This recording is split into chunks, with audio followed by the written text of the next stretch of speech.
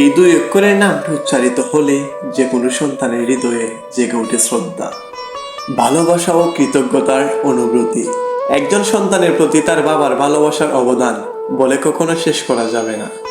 বাবা অনেকটা মোমবাতির মতো, যে নিজে জ্বলে পরিবারকে আলোকিত করে।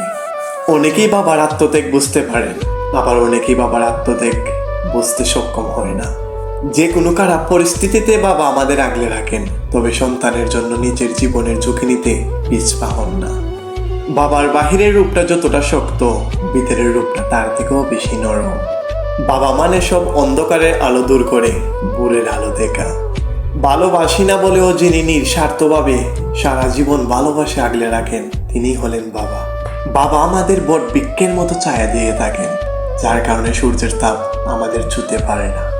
দুনিয়ার সবকিছু বদলাতে পারে, তবে বাবার ভালোবাসা কখনো বদলাতে পারে না। বাবা মানে শত শাসন সত্ত্বেও এক নিবিড় ভালোবাসা। একজন বাবা যতই রেগে যান না কেন, তিনি সন্তানের ভুল হৃদয় থেকে ক্ষমা করে দেন।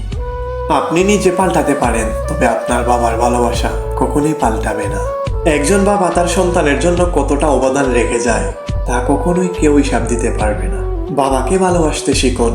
আজ হয়তো তার সক্ষমতা আছে বলেই সে আমাদেরকে ভালোবাসা আগলে রেখেছে, কিন্তু তার দুঃসময় আমাদের উচিত তার পাশে থাকা, তাকে ভালোবেসে সেবা করা। কারণ কোনো পুরুষ যদি তোমাকে স্বার্থ ছাড়া ভালোবাসে, সে হচ্ছে একমাত্র তোমার বাবা।